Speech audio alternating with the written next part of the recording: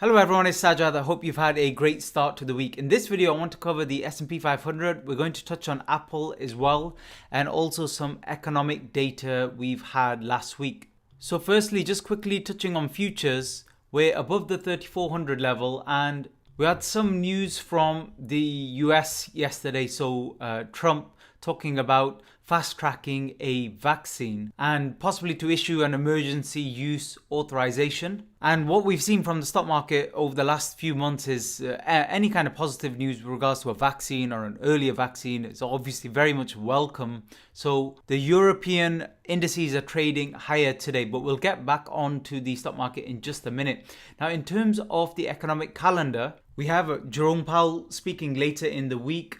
We've got jobless claims again. GDP revision should be interesting. And then we've got core inflation, consumer spending, personal income, all to come on Friday. Now, what did we see last week? Decent numbers in terms of housing, but a little bit of a surprise with jobless claims, a little bit worse than expected. But remember, we're going to have a baseline now of a certain level of unemployment. I don't see that improving, particularly if anything, with all of the schemes they have in place. That could get worse, especially here in the UK. Market manufacturing services PMI, they were above 50, which is decent, but we'll need to monitor kind of month-on-month changes there. So in the UK, what's going on at the moment? Well, we have been seeing a rebound, but public borrowing is kind of mounting up. So retail sales, they were above pre-pandemic levels in July. Generally, July and August should be good months. You get a lot of kind of bank holiday sales and things like that. So that could be something we're still looking forward to. But for the rest of the year, I don't know what's going to happen in autumn. We see here August preliminary composite PMI hit its highest level since October 2013. This is the worry though. The furlough scheme will expire completely in October, and many employers, they are looking to shed jobs. We hear every day news of large corporations cutting down their workforce, and even the Bank of England forecasts unemployment to reach 7.5% by year end, almost double its most recent reading. So that's also what they're expecting. This was interesting. I didn't realize the number was this high, but public sector net debt exceeded £2 trillion GBP in July for the first time. Highest level since 1961 as a share of the GDP. Eventually, we're all going to have to pay for this in some sort of way, and that would be inflation, obviously, and taxes as well. This was also an important benchmark we saw last week. Apple hit 2 trillion in market cap, so the first stock to hit that level. A couple of interesting charts I want to show you. The first one, the red line here compares the US tech stocks against kind of worldwide stocks, and you can see divergence from July onwards. The US tech stocks have been very, very strong. And it's also important to know in the last few weeks, the kind of narrow recovery we're having where the FANG stocks are so much stronger than, for example, here on the red line, you can see the equal weighted S&P 500 index. So think of that as basically all of the other stocks combined and what they've been doing. In fact, I'll show you in a chart in just a minute, we've not even managed to breach the highs we saw at the beginning of June on that particular market. From a fundamental perspective, if you have a look at the price to earnings ratio, again, FANG stocks very, very high at the moment. But the other stocks as well are overvalued if you compare it to 2019, 2018. Now, in terms of PE ratio, where's Apple compared to where it's been in the last few years? Well, you can have a look there. As you see, we're between 35 and 40 in terms of PE ratio. Last time we were at those levels was all the way back in 2007. And when we talk about narrowness, or we talk about breadth, you can see here very clearly on the Russell 1000, what we're seeing is the top 5 stocks make up 37% of that entire index.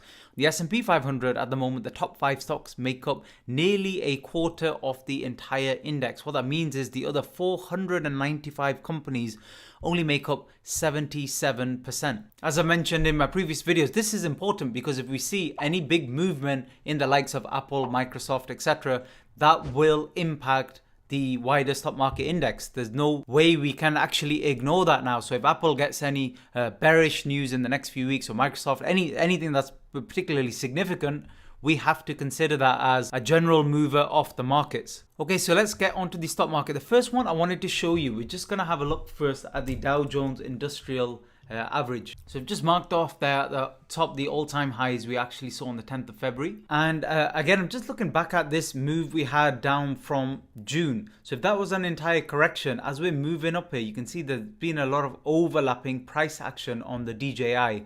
And you see the same actually on the Russell.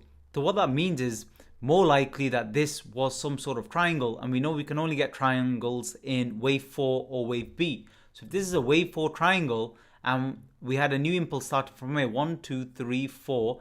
That suggests we may have one more leg up, and that could be it. And the level I'm looking at on the Dow Jones is 28,499. We may see some resistance as well at the top of this gap. So around the 28,400 level. So that's what we're seeing on the Dow Jones at the moment. It's obviously a little bit weaker than the S&P 500 and the Nasdaq. The only other place, if this is indeed a triangle, which we can't say for 100% sure, but if that's what's happened here, the other place you can get this is in a wave B, meaning we have to be open to the idea that this could still be an ongoing kind of double correction. That will be completely invalidated if we get above the all-time high of 29,555. So with that in mind, let's get on to the S&P 500. So we're on the cash market here, and this is the area from kind of the June move where I really struggled to kind of get an accurate count. And when you look at Elliott Wave, this is what I'm looking for, these kind of impulse moves up. And by the way, in trading or investing, whatever strategy you use, you're only ever going to have a slight edge. You're never going to know for sure where something's going, what the target might be, what the next move might be in the market. You can just get some sort of an idea, consider all of the probabilities, and then place a trade or make an investment. You're never going to know for sure. So if some of you, don't like to look at this type of analysis when I look at Elliott Wave, then, well, avert your eyes right now or stick to your own strategy and analysis. This is one I use. I've gone through everything else, and this is the only thing that really helps me, along with other indicators to support a potential trade. And it can be right or wrong as well, but right and wrong doesn't matter when it comes to trading, because again, you are dealing with probabilities. Now, there are some cardinal rules here, and two of the most important that I'm going to discuss today, which will help us here, is that wave 4 can't cross into wave 1 territory unless we have a diagonal in play. And also in this middle wave 3, you can't possibly get a diagonal. Now, if we know that, then when we look at the move from the March low, what I'm looking for here is where do we fit here in the trend? Because I want to know whereabouts we are. Are we kind of towards the end here? Are we somewhere in the middle, which is possible as well? Are we somewhere just at the beginning? There's no way to know for sure, but looking at the structure can give us some clues and give us an idea if we stick to those basic rules. And the move I'm interested in here is this one, from 14th of May to the 8th of June. That move there. Why that's important is if we were to fit this now, and if we were to consider wave 1 completed here, 3 here, and we're in a wave 5, for example, and we've just talked about the Dow Jones, which is why, this is a possibility. And if that's the case, we know this move can't be the shortest. And if you have a look at the fib extension here, from that low to this high here we had on the 8th of June, we'll see that we're very, very close to the wave 5 being longer than the wave 3. So if you get to 34, 32 and above, then that's going to be invalidated. Now, it is possible, you can argue that the low of wave 4 possibly was here as well, although I don't think it looks particularly good. That's possible as well. That means we could run a little bit higher. But as soon as we get into these regions in price, for example, today or tomorrow, if we get above 3,450, then quickly that's going to be invalidated because that can't be the shortest. We know that. So how else can you look at it? Well, you could say this was a 1-2 here at the beginning. So a 1 and a 2. But then we've got the same issue here, because if we say that's wave 1, and I've already checked this, so this is longer than this wave 3, then we're in the same issue here. We have to turn soon and move down, even if this middle was a larger wave 3. Otherwise, again, it will be invalidated.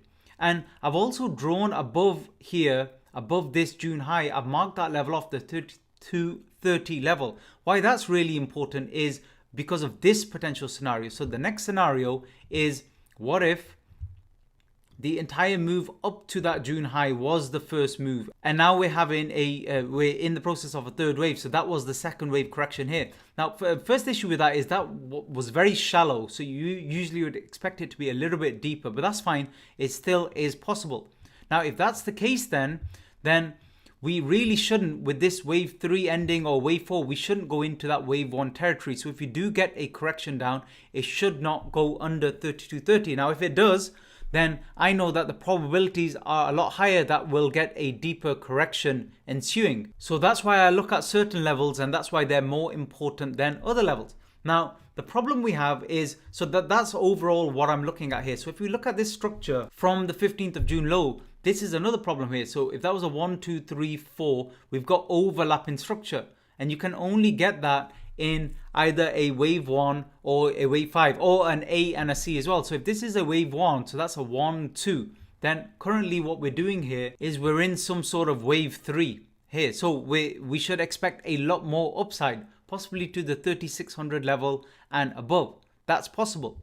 The other possibility is this could be an A, B and a C wave correction as well. So when this completes, this could all have been a massive double zigzag. So as part of an ongoing, kind of massive sideways correction. Now, again, I don't know which is going to play out for sure. I still actually favor this. I still favor this actually being a correction because of the fact that this move is extending higher and getting longer than this structure we saw there. So how am I looking at this? Well, I don't have a position on the S&P 500 at the moment or any actual stock market index. As you'll see in my recent videos, I have positions on certain stocks and also precious metals. But on this, I am looking for an opportunity here, because if you look at that bottom trend line here, if I see that break, or if I see us complete another impulse up and then breach that 3350 level, so if you get a bit of a move up and we breach that level, then I'm going to look and see if there's a setup to the downside. And by the way, because we breached all-time highs, we know this can't be a 1-2 setup. Now that could still be happening potentially in the Dow Jones, but we know for the S&P that's not the case. So either it's ongoing larger correction, or this is a bullish move, but potentially the final move of the bull market from the beginning in 2009. And the reason in particular I'm watching very closely this week is because, as I discussed earlier, the FANG stocks are very strong at the moment. But if you have a look at Apple, this is on a 4-hourly chart, and if we look at the Bollinger Bands, you'll see that we're above the upper limit here. So if we do get some upside in Apple early this week, that could set up for a bigger correction or even a shallower correction, but a move back within these bands. And a breach now over 500 for Apple could be, again, another important milestone before we see a more significant correction. So let me know what you think in the comment section below, and any other markets you'd like me to cover. If we get any significant moves, especially this week, I will do another update. Thanks very much for listening.